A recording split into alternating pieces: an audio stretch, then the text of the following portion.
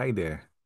Isa sa mga kilala na pangit na ugali ng mga Israelites during those biblical times na madalas natin mabasa, na specifically dun sa Book of Malachi, ay yung kanilang pagiging mahilig mangupit. Tingnan mo yung katabi mo. Mukha bang mahilig mangupit yan? Alam nyo, pinanggit dun sa Malachi 3:10, bring the full tent into the storehouse so that there may be food in my house.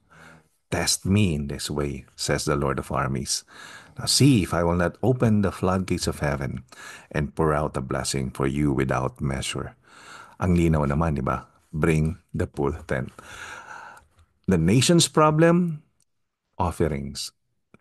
The quantity was the issue. Bakit dinidiin na full tent? Kasi hindi nagbibigay ng full tent. Fast forward in 2025, same issue. Globally, if the church is teaching to give their tithes or tenth or ikapu, ikasampu sa Tagalog, the church supposedly should be receiving 10% of our income, monthly or annual or daily.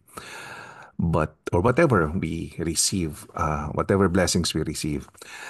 Pero pag tiningnan mo siya, pumapalo lang ng 2%.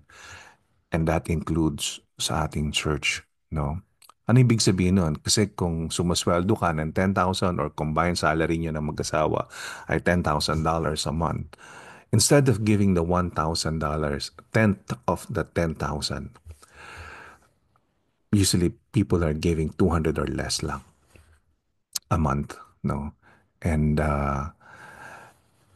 ito ay modern day na hindi pagsunod kagaya ng mga Israelites, no, na binanggit ng propetang Malakay. Practical life application.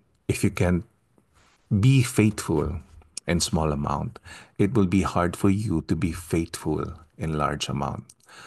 Ang tithe ay isang portion, no, 10% of your income given as an offering, no, sa ating local church. Fun fact, alam mo ba, ang word na tithe ay literally means tenth or yun sa Hebrew or sa atin Tagalog, ikasampu, pag pinaikli, ikapu.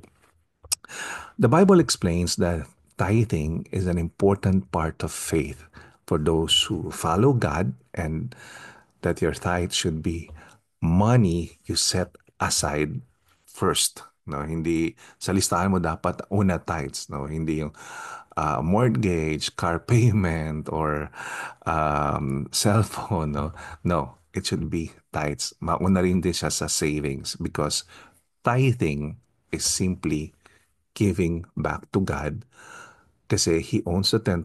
You enjoy the 90, give Him back the 10%. Kailangan ba yung 10%? No. He wants your obedience, the obedience of your heart, na maintindihan po that is a form of worship to Him. And this is something na pag naintindihan natin, madidevelop yung ating pag-trust. No? Pagbibigay ng full trust sa Panginoon. Sana may natutunan kayo sa hapon na to. God bless you. Let's give, no, with a joyful heart.